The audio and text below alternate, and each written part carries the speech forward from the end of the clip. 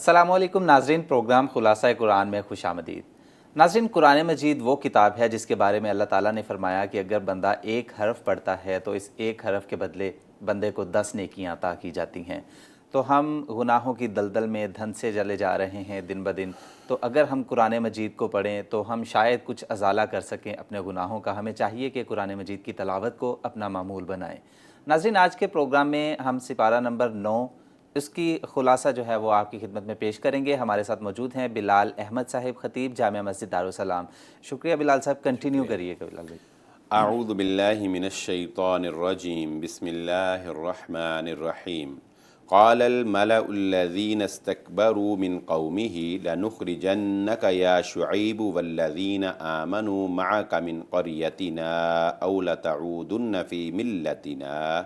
قال اولو کنا کارہین۔ سورۃ الاعراف میں حضرت شعیب علیہ السلام کی قوم کا یہ واقعہ بیان کیا جا رہا ہے۔ ناظرین اکرام، سابقہ اقوام کے حالات پڑھنے سے یہ پتہ چلتا ہے کہ ان اقوام میں ایک بیماری، ایک عیب ایسا ہوتا تھا جو بدرجہ عتم پایا جاتا تھا، اور اس کے ساتھ ساتھ شرک جو ہے وہ ہر قوم کے اندر پایا گیا، جسے صفحہ ہستی سے مٹا دیا گیا۔ یعنی شرک کے ساتھ کوئی ایک بڑی بیماری اور تو حضرت شعیب علیہ السلام کی قوم کے اندر جو بیماری تھی وہ ناپ تول میں کمی کی بیماری تھی۔ یعنی یہ جب کسی سے کاروبار کرتے تھے، جب لین دین کرتے تھے تو اس میں جو ہے وہ فراڈ کرتے تھے، اس میں کم تولتے تھے اور دھوکہ دہی جو ہے اس سے کام لیتے تھے۔ ناظرین اکرام، یہاں پر میں یہ بات بتاتا چلوں کہ ہم اس وقت اگر اپنے معاشرے کا مشاہدہ کریں تو کون سی ایسی برائی ہے جو ہمارے معاشرے کے اندر نہیں پائی جاتی۔ ہمارے معاشرے میں قوم عاد والی برائیاں بھی ہیں، ہمارے معاشرے میں قوم سمود والی برائیاں بھی ہیں، ہمارے معاشرے میں قوم لوط والی برائیاں بھی ہیں، ہمارے معاشرے میں قوم شعیب والی برائیاں بھی ہیں، ہمارے معاشرے میں ساری بنی اسرائیل والی برائیاں بھی موجود ہیں۔ لیکن یہ صرف محمد الرسول اللہ صلی اللہ علیہ وآلہ وسلم کی دعا کا نتیجہ ہے کہ ہمیں صفحہ ہستی سے مٹایا نہیں جا رہا۔ ہمیں اپنا مشاہدہ کرتے رہنا چاہیے۔ قرآن مجید میں اسی لیے سابقہ اقوام کے حال جو ہے وہ بیان کیے گئے ہیں۔ تو قوم کے سرداروں نے کہا کہ اے شعیب، ہم تجھے اور تیرے ساتھی جو ہیں ان کو یہاں سے نکال باہر کریں گے، یہاں تک کہ تم بھی ہمارے جیسا ہی بن جاؤ۔ یعنی وہ قوم نے اپنے نبی کو دھمکی دی کہ ہم تمہیں اپنے علاقے سے باہر نکال دیں گے وگرنہ تم اپنی دعوت سے باز آ جاؤ۔ اور اگلے جو جملہ ہے وہ قابل بیان ہے، وَقَالَ الْمَلَأُ الَّذِينَ كَفَرُوا مِنْ قَوْمِهِ لَئِنِ اتَّبَعْتُمْ شُعَيْبًا إِنَّكُمْ إِذًا لَخَاسِرُونَ۔ ناظرین کا ہمیشہ ہی سردار لوگ اور برے لوگ قوم کو اس بات سے ڈراتے چلے آئے ہیں کہ اگر تم نے شعیب کی بات مانی تو تمہارا کاروبار گھاٹے میں چلے جائے گا۔ آج ہم بھی اسی بات کے خوف سے سود کی دلدل کے اندر دھنسے تلے جا رہے ہیں کہ اگر ہم نے سود لینا چھوڑا تو پتہ نہیں ہماری معاشی حالت جو ہے وہ بدحال ہو جائے گی، ہم چل نہیں سکیں گے، ہم سروائیو نہیں کر سکیں گے۔ یہ ایک ڈراوا ہے جو شیطان کی طرف سے ہمیشہ ہی اقوام کی گمراہی کا باعث بنتا رہا، اور یہی ڈراوا سرداروں نے قوم کو دے کر حضرت شعیب علیہ السلام کا انکار کیا اور اپنی مالی ہٹ درمی جو تھی، اپنی مالوں کے اندر جو خرد برد تھی اس کو جاری رکھا۔ پھر اللہ رب العزت کا فیصلہ آ گیا، فَأَخَذَتْهُمُ الرَّجْفَةُ فَأَصْبَحُوا فِي دَارِهِمْ جَاثِمِينَ۔ پھر ایک آواز کا ہونا تھا کہ وہ سارے کے سارے اپنے گھروں میں الٹے کر دیے گئے۔ ناظرین کرام، اس سے آگے پھر حضرت موسیٰ علیہ السلام کا واقعہ سورۃ الاعراف میں قدر تفصیل کے ساتھ جو ہے وہ ذکر کیا گیا ہے۔ حضرت موسیٰ علیہ السلام، میں یہاں پر آپ کو اختصار کے ساتھ ہی ان کا واقعہ جو ہے وہ گوش گزار کر دیتا ہوں یاد دہانی کے لیے۔ حضرت موسیٰ علیہ السلام کی پیدائش ان حالات میں ہوئی جب فرعون قوم بنی اسرائیل کے بیٹوں کو قتل کر دیا کرتا تھا۔ حضرت یہ کہاوت مشہور ہے کہ موسیٰ علیہ السلام کو خود فرعون نے جو ہے وہ پالا۔ حضرت موسیٰ علیہ السلام کی والدہ نے ان کو ایک ٹوکری میں ڈال کر جو ہے وہ دریائے نیل کے اندر جو ہے وہ رکھ دیا، اور وہ ٹوکری جو ہے وہ کنارے لگ گئی۔ حضرت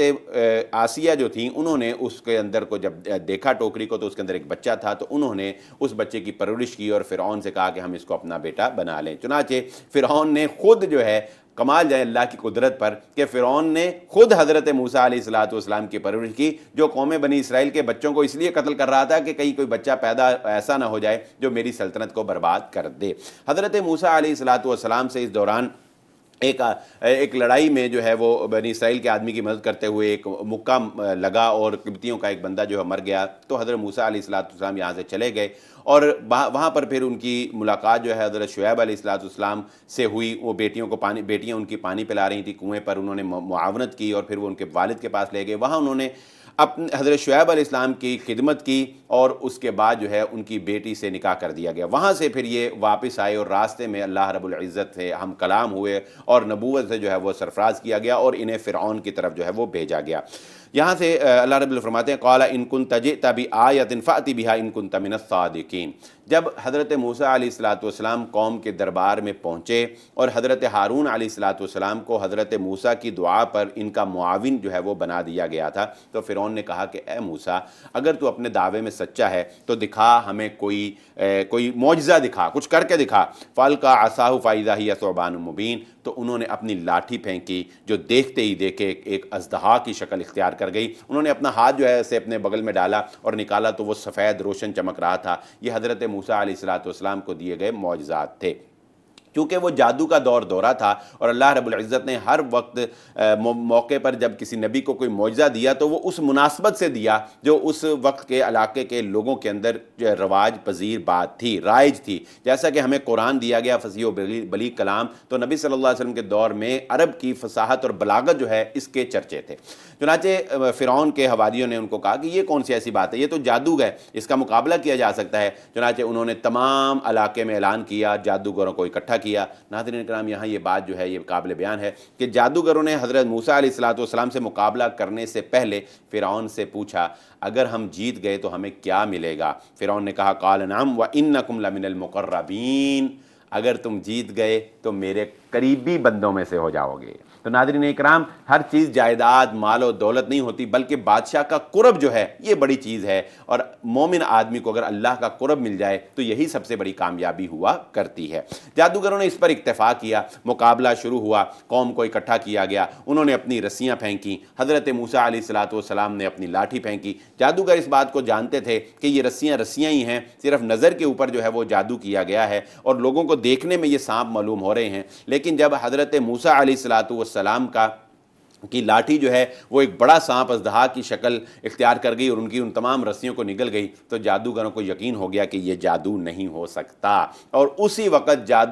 جادوگر جو ہیں وہ سجدے میں گر گئے اور حضرت موسیٰ علیہ السلام کے اوپر ایمان لے آئے۔ لیکن فرعون ظالم تھا، اور ظالموں کی روش ہمیشہ یہ رہی ہے کہ جب ان کے پاس دلیل نہیں ہوتی تو پھر وہ طاقت کا استعمال کیا کرتے ہیں۔ فرعون نے کہا کہ یہ تم پہلے ہی ملے ہوئے تھے، یعنی موسیٰ علیہ السلام اور جادوگر جو ہیں تمہیں پہلے ہی ملے ہوئے تھے، لہذا فرعون نے جادوگروں کے بارے میں سخت ترین سزا جو ہے وہ سنا دی کہ میں تمہارے ہاتھ اور پاؤں جو ہے وہ کاٹ کر رکھ دوں گا۔ اس کے بعد پھر حضرت موسیٰ علیہ السلام نے اپنی دعوت کا آغاز رکھا۔ اللہ رب العزت نے فرعونیوں کو نصیحت دلانے کے لیے ان پر مختلف طرح کے عذاب جو ہے وہ نازل کیے، طوفان کا عذاب اور ٹڈی کا عذاب اور جوؤں کا عذاب اور مینڈکوں کا عذاب اور خون کا عذاب جو ہے وہ نازل کیا۔ وہ حضرت موسیٰ علیہ السلام سے کہتے اور حضرت موسیٰ علیہ السلام دعا کرتے اور ان سے جو ہے وہ عذاب جو ہے ٹل جاتا۔ بلا آخر حضرت موسیٰ علیہ السلام نے اللہ کے حکم سے ایک رات کو قوم بنی اسرائیل کے ساتھ پلاننگ کر کے وہاں سے مصر سے نکلنے کا جو ہے وہ پروگرام بنایا، اور یہ ساری قوم جو ہے اکٹھی ہو کر رات کے وقت جو ہے وہاں سے نکلی، بھاگی، اور جب فرعون کو پتہ چلا تو فرعون نے ان کا تعاقب کیا۔ ناظرین اکرام، اور یہاں پر وہ مشہور واقعہ ہے جو ہم بارہا سنتے چلے آئے ہیں کہ حضرت موسیٰ علیہ السلام نے اپنی لاٹھی جو ہے وہ دریا میں ماری، اللہ کے حکم سے دریا جو ہے وہ دو ٹکڑے ہو گیا، درمیان میں خشک رستہ بن گیا۔ حضرت موسیٰ علیہ السلام اپنی قوم کے ساتھ پار چلے گئے، اور فرعون جب وہاں سے گزرنے لگا تو دریا کا پانی جو ہے وہ دوبارہ مل گیا اور فرعون جو ہے وہ اس کو غرق کر دیا گیا۔ فرحان صاحب، یہاں پہ میں ایک بڑا ہی پیارا واقعہ نبی صلی اللہ علیہ وسلم نے سلسلہ حدیث صحیحہ میں علامہ البانی نے نقل کیا، وہ میں ضرور سنانا چاہوں گا اپنے ناظرین کے لیے اختصار کے ساتھ، کہ ہم یہ جانتے ہیں کہ ناظرین اکرام، مصر میں آنے والی شخصیت قوم بنی اسرائیل میں سے وہ حضرت یوسف علیہ السلام کی شخصیت تھی۔ جب بھائیوں نے ان کو کنویں میں پھینکا تو یوسف علیہ السلام کو یہاں پر اقتدار حاصل ہوا، تو انہوں نے اپنے بھائیوں کو بھی یہاں پر بلا کر قوم بنی اسرائیل کو یہاں پر آباد کیا تھا۔ اصل ان کا جو وطن تھا وہ فلسطین تھا۔ جب حضرت موسیٰ علیہ السلام قوم کو لے کر نکل رہے تھے ناظرین اکرام،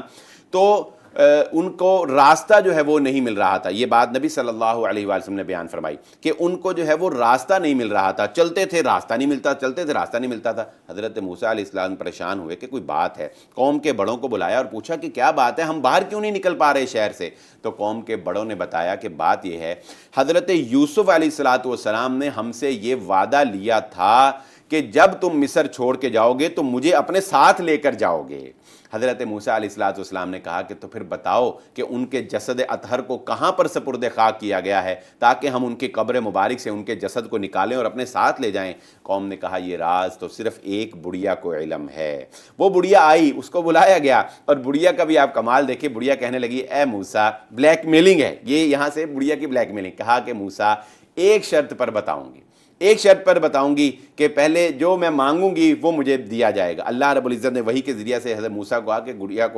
کو کہہ دو، بتائے اس کی شرط پوری کر دی جائے گی. تو کمال جائیں، نیک لوگوں کی سیرت ہمیں یہ سکھاتی ہے کہ ہمیں اگر کبھی مانگنے کا موقع ملے تو ہمیں کیا مانگنا چاہیے. ناظرین اکرام، اس بڑھیا نے کوئی جاہ و جلال، کوئی اقتدار، کچھ اور نہیں مانگا، بلکہ کیا کہا، اے موسیٰ میں اس شرط پر آپ کو وہی راز بتاؤں گی کہ آپ مجھ سے وعدہ کریں کل قیامت کے روز جنت میں آپ کے ساتھ جاؤں گی. سبحان اللہ. اور اس حضرت موسیٰ علیہ السلام نے چونکہ اللہ کے حکم سے یہ بات کہی تھی، لہذا اس کا اقرار کیا گیا. اور پھر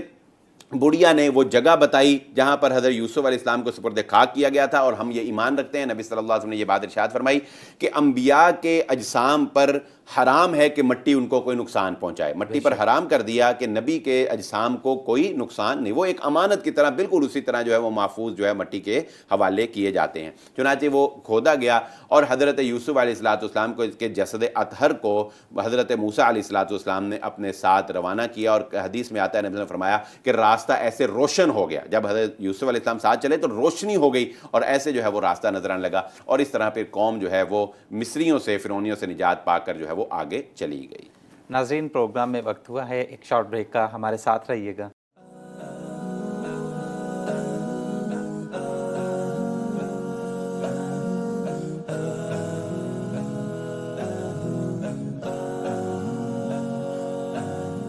ویلکم بیک آفٹر بریک. ناظرین بریک سے پہلے آپ نے قوموں کے زوال کی داستان جانی. جو بھی قومیں اللہ کے پیغمبر اور ان کے احکامات کو جھٹلاتی ہیں ان کے لیے عذاب الہی تیار ہے اور وہ ان کو مل کر ہی رہتا ہے. پروگرام کو آگے بڑھائیں گے اور مزید جو مضامین ہیں اس صورت میں وہ میں بلال صاحب سے ریکویسٹ کروں گا وہ آپ کی خدمت میں پیش کریں. اعوذ باللہ من الشیطان الرجیم، بسم اللہ الرحمن الرحیم. وَإِذْ أَخَذَ رَبُّكَ مِنْ بَنِي آدَمَ مِنْ ظُهُورِهِمْ ذُرِّيَّتَهُمْ وَأَشْهَدَهُمْ عَلَىٰ أَنفُسِهِمْ أَلَسْتُ بِرَبِّكُمْ قَالُوا بَلَىٰ شَهِدْنَا أَن تَقُولُوا يَوْمَ الْقِيَامَةِ إِنَّا كُنَّا عَنْ هَٰذَا غَافِلِينَ. ناظرین اکرام، سورۃ الاعراف کے آخر میں چند چھوٹے چھوٹے مضامین ہیں جن کو ہم آپ کے سامنے اختصار کے ساتھ پیش کریں گے. ایک یہ آیت نمبر 172 میں جو اللہ رب العزت نے عہد الست کے بارے میں جو ہے وہ ذکر کیا. عہد الست کیا ہے؟ اللہ رب العزت فرماتے ہیں کہ اذ اخذ ربک من بنی آدم، جب اللہ رب العزت نے حضرت آدم علیہ السلام کی تمام جو ذریت ہے، تمام جو اولاد ہے، اس کو اپنے سامنے جو ہے وہ کھڑا کیا، اپنے سامنے پیش کیا. یعنی تمام نوع انسانی کو اللہ رب العزت نے اپنے روبرو حاضر کیا اور فرمایا، پوچھا الست بربکم، کیا میں تمہارا رب نہیں ہوں؟ تو تمام نے اقرار کیا، قالوا بلا، کیوں نہیں، ہم اس بات کا اقرار کرتے ہیں کہ اے اللہ آپ ہی ہمارے رب ہیں. تو ناظرین اکرام، اس آیت میں جسے عہد الست کہا گیا ہے، ہم سب اس بات کا اقرار کر کے آئے ہیں کہ ہم اللہ رب العزت کو اپنا رب مانتے ہیں. یہی وجہ ہے کہ ہر انسان جو ہے اس کے اندر فطرتی طور پر ایک اللہ کو ماننے کی جستجو اور ایک اللہ کو ماننے کی تڑپ اور طلب جو ہے وہ ضرور پیدا ہوتی ہے. رسول اللہ صلی اللہ علیہ وآلہ وسلم نے اس کی وضاحت یوں فرمائی کہ آپ نے ارشاد فرمایا کہ ہر بچہ جو پیدا ہوتا ہے وہ فطرتاً اسلام پر ہی پیدا ہوتا ہے. ہاں، آگے سے اس کی تربیت ہے، اس کے ماں باپ اس کو یہودی یا عیسائی یا اس کو کچھ اور بنا دیتے ہیں. لیکن انسان جب بالغ ہو جاتا ہے، صاحب شعور ہو جاتا ہے، تو اس کا یہ حق بنتا ہے کہ وہ جستجو کرے اور حق کو جاننے کی کوشش کرے، اور جو بات اس کو حق لگتی ہے، حق جب اس تک پہنچ جاتا ہے تو وہ اس کے سامنے سر تسلیم خم کر دے. ناظرین اکرام، یہی تکبر سے بچنے کا ایک طریقہ ہے، کیونکہ نبی صلی اللہ علیہ وسلم نے فرمایا کہ وہ شخص جو ہے جنت میں نہیں جا سکتا جس کے دل میں ذرہ برابر بھی تکبر ہو۔ اب ہم جیسا انسان تو یہ سمجھتا ہے کہ شاید یہ تکبر جو ہے وہ اکڑ کر چلنا، لباس اچھا پہننا، یا بس اوقات موڈ میں آنا، غصے میں ہونا، یہ بھی تکبر ہے تو انسان جنت میں نہیں جا سکتا۔ نہیں، ایسا نہیں ہے۔ نبی صلی اللہ علیہ وآلہ وسلم نے تکبر کی وضاحت بھی فرمائی۔ آپ نے فرمایا تکبر یہ ہے کہ حق بات کو جان کر اس کو تسلیم کرنے سے انکار کر دینا اور لوگوں کو اپنے مقابلے میں حقیر اور کم تر سمجھنا، یہ تکبر ہے۔ اللہ رب العزت ہم سب کو تکبر سے محفوظ فرمائے۔ آگے پھر سورۃ الاعراف میں یہ بڑی اہم آیت ہے جسے اکثر لوگ جو ہیں وہ اپنے وظائف میں استعمال کرتے ہیں اور کرنی بھی چاہیے۔ اللہ رب العزت فرماتے ہیں کہ وَلِلَّهِ الْأَسْمَاءُ الْحُسْنَى فَادْعُوهُ بِهَا، تمام اچھے نام اللہ کے لیے ہیں، اللہ کو اس کے ناموں سے پکارا کرو۔ ناظرین اکرام، جو دعا ہم اللہ رب العزت سے کرتے ہیں اس دعا کی قبولیت کے لیے بہترین معاون جو چیز ثابت ہو سکتی ہے وہ اللہ رب العزت کے نام ہیں، صفاتی نام جو خود اللہ رب العزت نے قرآن مجید میں ہمیں بتا دیے یا محمد الرسول اللہ صلی اللہ علیہ وآلہ وسلم نے امت تک پہنچا دیے۔ نبی صلی اللہ علیہ وآلہ وسلم کی ذات اقدس کے بارے میں ہمارا یہ ایمان ہے کہ قیامت کے روز اللہ کے نبی صلی اللہ علیہ وآلہ وسلم اپنی امت کی شفاعت فرمائیں گے۔ اللہ رب العزت ہم سب کو آپ کی شفاعت سے بہرہ مند فرمائے۔ یہاں جو بات بتانے کی ہے، نبی صلی اللہ علیہ وسلم قیامت کے روز جب سجدہ ریز ہو جائیں گے اللہ کے سامنے امت کی شفاعت کے لیے، تب اللہ رب العزت اپنے خصوصی نام اللہ کے نبی صلی اللہ علیہ وآلہ وسلم کو القاء فرمائیں گے۔ پھر نبی صلی اللہ علیہ وسلم ان ناموں کو پکار کر اللہ رب العزت سے سوال کریں گے تو اللہ رب العزت آپ کی دعا کو، آپ کی شفاعت کو امت کے حق میں قبول و منظور فرمائیں گے۔ تو ناظرین کرام، ہمیں جو ہے اپنی دعاؤں کی قبولیت کے لیے دعا سے پہلے اللہ رب العزت کے صفاتی نام جو ہیں وہ پڑھنے چاہیے۔ یا بعض لوگ جو ہیں وہ اپنے کاموں کے لیے صفاتی نام جو ہے ان کا ورد کرتے ہیں، بہت زیادہ صفاتی نام پڑھتے ہیں، اس میں کوئی حرج نہیں ہے، آپ 1000 مرتبہ جو ہے وہ یا رزاق یا وہاب جو ہے وہ پڑھیں، لیکن صرف یہ پڑھنا نہیں ہے، صرف اللہ کو پکار ہی نہیں جانا اے وہاب نہیں، بلکہ یہ پکار کر پھر اللہ سے دعا کرنی۔ اصل چیز کیا ہے؟ اللہ کو اس کے صفاتی ناموں سے پکارنا ہے، پکار کر مثلا آپ نے 100 مرتبہ جو اللہ کا کوئی نام جو ہے وہ لیا، لیکن بس نام لے لیا نہیں، نام لینے کے بعد بتاؤ بھی کہ یہ نام اللہ میں نے کیوں لیا، میری یہ فلاں مراد ہے، چاہے دل میں ہی صحیح، وہ تو علیم بذات الصدور ہے۔ تو اللہ کے صفاتی نام سے اس کو پکاریں اور اس کے بعد اللہ رب العزت سے دعا کریں تو اللہ رب العزت دعاؤں کو قبول فرماتے ہیں۔ پھر آگے فرمایا قُل لَا أَمْلِكُ لِنَفْسِي نَفْعًا وَلَا ضَرًّا إِلَّا مَا شَاءَ اللَّهُ وَلَوْ كُنْتُ أَعْلَمُ الْغَيْبَ لَاسْتَكْثَرْتُ مِنَ الْخَيْرِ وَمَا مَسَّنِيَ السُّوءُ إِنْ أَنَا إِلَّا نَذِيرٌ وَبَشِيرٌ لِقَوْمٍ يُؤْمِنُونَ۔ نبی صلی اللہ علیہ وآلہ وسلم جو کہ مشرکین مکہ اکثر آپ سے مطالبات کیا کرتے تھے، ہمیں یہ کر کے دکھائیں، ہمیں وہ کر کے دکھائیں، اگر آپ جو ہے وہ نبی ہیں تو آپ کے ساتھ فرشتہ کیوں نہیں آیا، جیسا کہ باتیں ہم پیچھے گوش گزار کر چکے ہیں آپ کے۔ تو یہاں پر پھر رسول اللہ صلی اللہ علیہ وآلہ وسلم کو اللہ رب العزت کی جانب سے حکم ہوا کہ آپ ان کو بتائیے، قل کہہ دیجئے، لا املک لنفسی نفعا ولا ضرا الا ما شاء اللہ، میں تو اپنی ذات کے بارے میں بھی نفع اور نقصان کا اختیار نہیں رکھتا مگر جو اللہ چاہے۔ اللہ چاہے تو اللہ مجھے نقصان سے بچاتا ہے، اللہ چاہے تو اللہ جو ہے وہ مجھے فائدہ پہنچاتا ہے، اور اگر میں غیب جانتا ہوتا وَلَوْ كُنْتُ أَعْلَمُ الْغَيْبَ، اگر مجھے غیب کا علم ہوتا، مجھے پتا ہوتا کہ مستقبل میں کیا ہونا ہے، تو میں بہت سی بھلائیاں اکٹھی کر لیتا اور مجھے کبھی نقصان نہ ہوتا، مجھے کبھی تکلیف نہ ہوتی۔ نبی صلی اللہ علیہ وآلہ وسلم نے پھر اپنا اصل منصب بیان فرمایا کہ میرا اصل کام یہ نہیں ہے کہ میں تمہیں جو ہے وہ خار کی عادت کام جو ہے وہ کر کے دکھاتا رہوں اور میں کوئی فرشتوں کی طرح تمہیں زندگی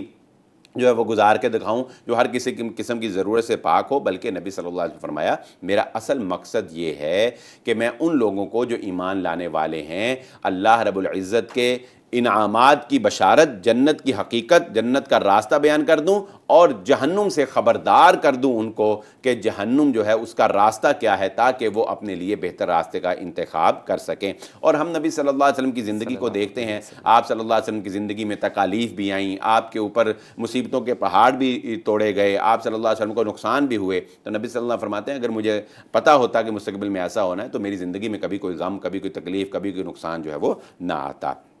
پھر آگے فرمایا ان الذین تدعون من دون اللہ عباد امثالکم فادعوہم فلیستجیبوا لکم ان کنتم صادقین۔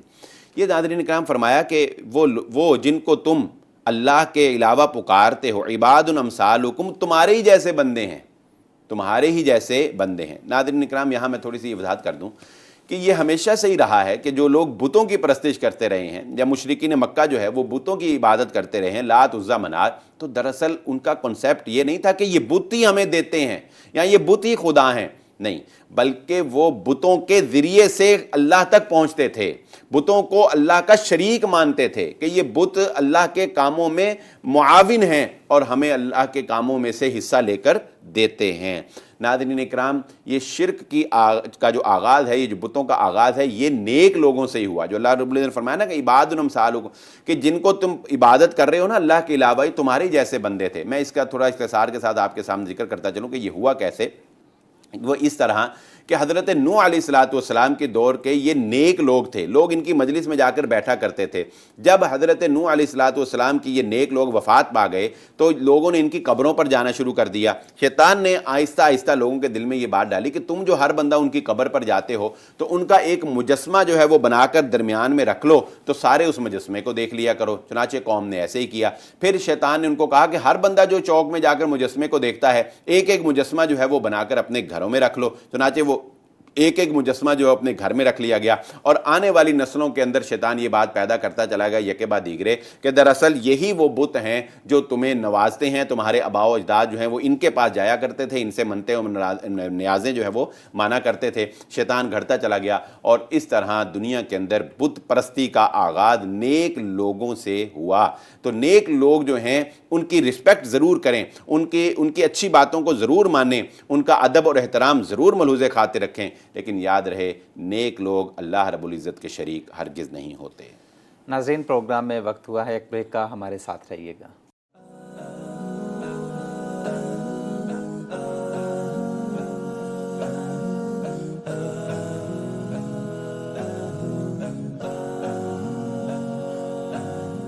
Welcome back after break. ناظرین، بریک سے پہلے سورۃ الاعراف اختتام پذیر ہو چکی ہے اور اب سورۃ الانفال کو شروع کیا جائے گا، اس کے مضامین آپ کی خدمت میں پیش کیے جائیں گے۔ بلال صاحب سے ریکویسٹ کروں گا کہ وہ اس سورت میں مضامین جو ہیں وہ آپ کی خدمت میں پیش کریں۔ جی بلال صاحب۔ شکریہ۔ اعوذ باللہ من الشیطان الرجیم، بسم اللہ الرحمن الرحیم۔ ناظرین اکرام، سورۃ الانفال، انفال سورت جو ہے جیسا کہ یہ اپنے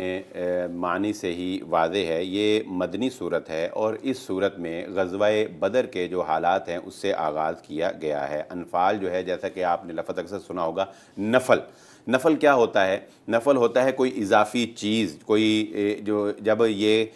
اگر مالک کی طرف سے کیا جائے تو یہ احسان ہوتا ہے، اور اگر یہ ملازم کی طرف سے، ماتحت کی طرف سے کیا جائے تو یہ اضافی خدمت ہوتی ہے جو بجا لائی جاتی ہے۔ یعنی ہم اللہ رب العزت کے لیے اگر کوئی کام نفلیت کرتے ہیں تو وہ کام جو ہم اپنی خوشی سے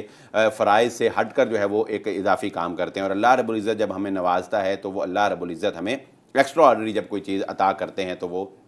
نفل جو ہے وہ اس میں شمار کی جاتی ہے۔ تو اس کو انفال اس لیے کہا گیا کہ یہ جو مال غنیمت ہے دراصل اس کی حیثیت جو ہے یہ تمہارے لیے ایک اضافی مال کی ہے، یہ تمہاری لڑائی کا اصل مقصد نہیں ہے، تمہاری جنگوں کا اصل حاصل جو ہے یہ مال غنیمت نہیں ہے، بلکہ یہ تو ایک اضافی مال ہے جو اللہ رب العزت نے تمہارے لیے بطور احسان اللہ رب العزت نے تمہارے لیے جو ہے وہ مقرر کر رکھا ہے۔ ناظرین کرام، سورۃ الانفال کا آغاز غزوہ بدر سے ہوتا ہے۔ اللہ رب العزت فرماتے ہیں وَإِذْ يَعِدُكُمُ اللَّهُ إِحْدَى الطَّائِفَتَيْنِ أَنَّهَا لَكُمْ وَتَوَدُّونَ أَنَّ غَيْرَ ذَاتِ الشَّوْكَةِ تَكُونُ لَكُمْ وَيُرِيدُ اللَّهُ أَن يُحِقَّ الْحَقَّ بِكَلِمَاتِهِ وَيَقْطَعَ دَابِرَ الْكَافِرِينَ لِيُحِقَّ الْحَقَّ وَيُبْطِلَ الْبَاطِلَ وَلَوْ كَرِهَ الْمُجْرِمُونَ۔ اس کی تفصیلات کچھ یوں ہیں کہ نبی صلی اللہ علیہ وآلہ وسلم جس وقت مدینہ ہجرت کر کے تشریف لے گئے اور وہاں پر اوس اور خزرج جو دو قبیلے تھے ان کے درمیان نبی صلی اللہ علیہ وسلم نے صلح کروا دی، اور انہوں نے پہلے سے ایک طے شدہ معاملے کے تحت نبی صلی اللہ علیہ وآلہ وسلم کا استقبال کیا، اور آپ نے وہاں پر ریاست مدینہ کا قیام جو ہے وہ رکھا۔ نبی صلی اللہ علیہ وآلہ وسلم نے جب ریاست مدینہ قائم کی تو ناظرین کرام مشرکین مکہ جو ہے وہ اس سے بالکل بے خوف اور لا تعلق نہیں ہوئے، بلکہ انہوں نے مدینہ کی اس ریاست کو نقصان پہنچانے کے لیے یکے بعد دیگرے جو ہے وہ مختلف طرح کے اقدامات جو ہے وہ کرتے رہے۔ کبھی کسی جو ہے وہ لشکر کو بھیج کر لوٹ مار کر لینی، کبھی کہیں سے نقصان پہنچانا، اور ارد گرد کے قبائل کو نبی صلی اللہ علیہ وسلم اور ریاست مدینہ کے خلاف جو ہے وہ بھڑکاتے رہنا۔ نبی صلی اللہ علیہ وآلہ وسلم بھی اس تمام واقعات اور حالات سے بے خبر نہیں تھے۔ غزوہ بدر کا آغاز وہاں سے ہوا جب رئیس مدینہ حضرت سعد بن معاذ رضی اللہ تعالی عنہ امیہ بن خلف کی دوستی میں ایک تعلق تھا ان کے ساتھ، تو ان کی دوستی میں ان کے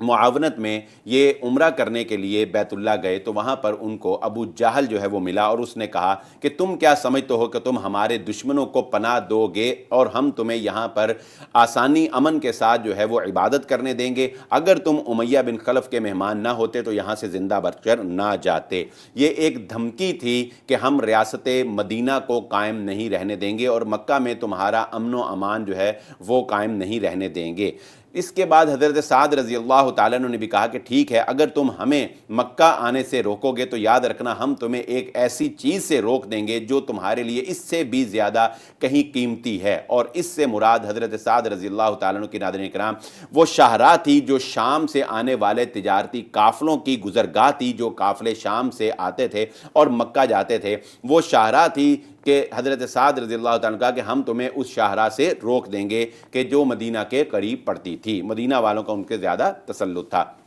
یہاں سے گویا کہ ایک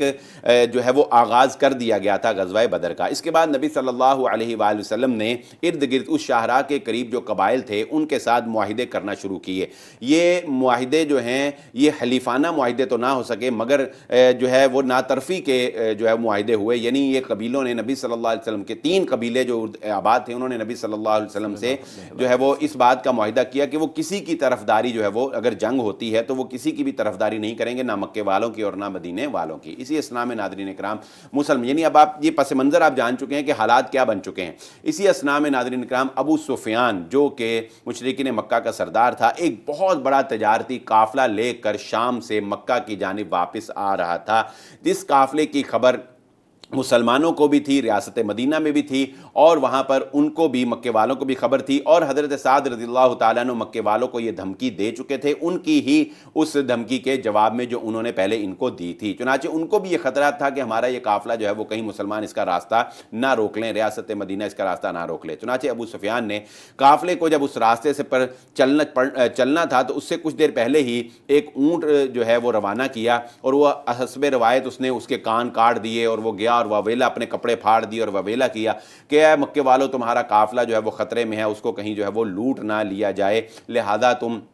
اس کی مدد کے لیے جو ہے وہ نکلو۔ چنانچہ اس وقت جو ہے مشرکین مکہ نے اس قافلے کی یہ اس خدشے کے تحت کہ مسلمان یا ریاست مدینہ کے افراد اس کو نقصان نہ پہنچائیں، اس کی معاونت کے لیے یہ اقدامات کیے کہ ہم مدینے کے اوپر حملہ کریں گے، اور ایک لشکر جرار 1000 کے قریب افراد کے اوپر جس میں پورا مکمل جنگی ساز و سامان تھا اس کو تیار کیا گیا۔ ادھر مسلمان جو ہیں وہ بھی اس سے بے خبر نہیں تھے، رسول اللہ صلی اللہ علیہ وآلہ وسلم نے تمام تر جنگی حکمت عملی جو ہے وہ تیار کر رکھی تھی، لیکن ناظرین اکرام مسلمان جو ہے بہرحال ان میں سے کچھ مسلمانوں کی خواہش یہ تھی کہ ہم جو ہے وہ پہلے قافلے کا راستہ روکیں، کیونکہ دشمنی کا آغاز تو ہو چکا ہے، اور جب یاد رکھیں جب دشمنی کا آغاز ہو چکا ہوتا ہے تو ہر دشمن جو ہے وہ اپنے دوسرے دشمن کو کمزور کرنا چاہتا ہے، اس کو معاشی طور پر بھی کمزور کرنا چاہتا ہے، اس کی رسد جو ہے وہ کاٹنا چاہتا ہے، ہر طرح سے اس کو دنیا کے اندر تنہا کرنا چاہتا ہے۔ یہ ایک دشمنی جو ہے اس کا ایک اصول ہے، یہ جنگ کا ایک اصول ہے، اور مسلمانوں نے چنانچہ کچھ لوگوں کا خیال یہ تھا کہ ہم جو ہے وہ ابو سفیان کے قافلے کو جا کر جو ہے وہ روکیں تاکہ ان کو معاشی طور پر بدحال کیا جا سکے اور ہمارے ہاتھ بھی مال غنیمت جو ہے وہ کثیر تعداد میں آئے۔ اللہ رب العزت نے اس آیت میں اسی بات کی طرف جو ہے وہ اشارہ فرمایا کہ جب تمہارے اندر 2 گروہ ہو گئے اور تم میں سے ایک گروہ یہ چاہتا تھا کہ ابو سفیان جس کا قافلے میں مال زیادہ ہے اور کوئی مزاحمت بھی زیادہ نہیں کرنی پڑے گی اس کا راستہ روکا جائے، لیکن اللہ رب العزت یہ چاہتا تھا کہ اس کی بجائے تمہاری جنگ ہو کافروں کے ساتھ تاکہ حق و باطل کا یہ مارکا وقوع پذیر ہو اور اندازہ ہو سکے مسلمانوں کی جواں مردی کا جو اب تک تکلیفیں برداشت کرتے چلے آئے ہیں، لوگوں کو پتہ چلے کہ ریاست مدینہ میں ایسے جوان مرد بھی موجود ہیں۔ چنانچہ یہ مارکا پیش آیا، مسلمان نکلے، ادھر سے کفار نکلے، مسلمانوں کی تعداد 313 تھی اور کوئی بے سر و سامانی کا عالم تھا۔ نبی صلی اللہ علیہ وآلہ وسلم نے راتوں کو اٹھ کر اللہ رب العزت سے دعا کی۔ آپ ساری رات جو ہے دعا کرتے رہتے کہ اللہ یہ مٹھی بھر تیرے مسلمان ہیں، اگر آج یہ ختم ہو گئے تو دنیا میں کوئی تیرا نام لینے والا نہیں ہوگا۔ اللہ رب العزت نے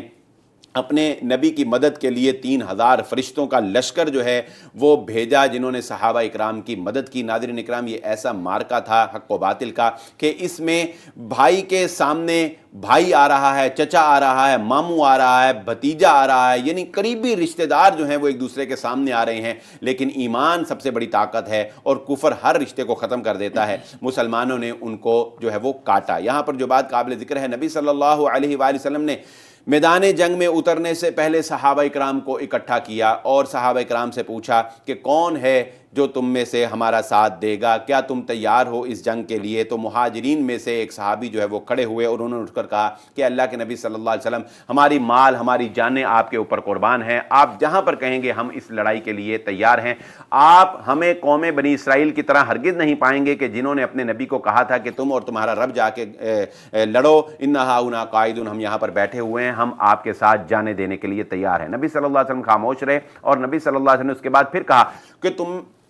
پھر اعلان فرمایا کہ کیا تم تیار ہو اس جنگ کے لیے؟ تو پھر سمجھ آ گئی انصار صحابہ کو کہ نبی صلی اللہ علیہ وسلم دراصل ہمارے سے جو ہے وہ چاہتے ہیں کہ ہم جو ہیں جنہوں نے آپ کو پناہ دی ہے، کیا ہم آپ کے ساتھ جنگ بھی لڑ سکتے ہیں یا نہیں لڑ سکتے، ہم سے آپ پوچھ رہے ہیں۔ تو پھر حضرت سعد بن معاذ رضی اللہ تعالیٰ عنہ جو رئیس مدینہ تھے وہ کھڑے ہوئے اور انہوں نے کہا کہ اللہ کے نبی صلی اللہ علیہ وآلہ وسلم، آپ سمندر کے ساتھ اگر کہیں کہ سمندر میں چھلانگ لگا دو تو ہم آپ کے ساتھ سمندر میں چھلانگ لگانے کے لیے تیار ہیں، پہاڑوں سے ٹکرانے کے لیے تیار ہیں، ساری دنیا سے ٹکرا جائیں گے۔ ہم نے آپ کی سمع اور طاعت کی ہے، ہم نے جو سنا وہ مانا ہے، ہم آپ کے ساتھ جانوں کے نذرانے پیش کرنے کے لیے تیار ہیں، آپ ہماری طرف سے بے خوف ہو جائیں، ہم آپ کے ساتھ بھرپور ساتھ دے کر لڑیں گے اور جانوں کے نذرانے پیش کریں گے۔ جب انصار کی جانب سے نبی صلی اللہ علیہ وسلم کو یہ کہا گیا تو آپ صلی اللہ علیہ وسلم کا دل باغ باغ ہو گیا۔ ناظرین اکرام، گھمسان کا رن ہوا، مسلمانوں نے بہادری کے جوہر دکھائے، اللہ رب العزت کی مدد نازل ہوئی، 313 کو 1000 کے لشکر کے اوپر اللہ رب العزت نے فتح سے ہمکنار کیا۔ دو چھوٹے چھوٹے بچے معاذ اور معوذ جو ایڑیوں پر اچھل کر اپنے چچا عبد الرحمن سے پوچھتے تھے کہ بتاؤ ابو جہل کہاں ہے، ہم نے سنا ہے کہ وہ نبی صلی اللہ علیہ وسلم کے اوپر ظلم کرتا تھا۔ انہوں نے بتایا تو عقاب کی طرح لپٹ کر جو ہے وہ ابو جہل کو اس کے انجام تک جو ہے دو چھوٹے بچوں نے جو ہے وہ پہنچا دیا۔ ناظرین کرام، ایسے بہت سے واقعات ہیں اس میدان جنگ کے جن سے دل باغ باغ ہوتا ہے اور بہادری کے جوہر جو ہے وہ مسلمانوں کے، جنہوں نے اللہ کے دین کی خاطر، اللہ کے کلمہ کی خاطر جو ہے وہ بہادری بھی دکھائی اور اپنی جانوں کے نذرانے جو ہے وہ بھی پیش کیے، مسلمانوں کو اس پہلے ہی مارکے میں اللہ رب العزت نے فتح سے ہمکنار کیا۔ ناظرین، پروگرام کا وقت ختم ہوا چاہتا ہے۔ ہمارے پروگرام پہ اپنا فیڈ بیک ضرور دیا کریں، آپ کا فیڈ بیک ہمارے لیے بہت ضروری ہوتا ہے۔ ہمیں اجازت دیں، اپنا بہت سا خیال رکھیں۔ اللہ نگہبان۔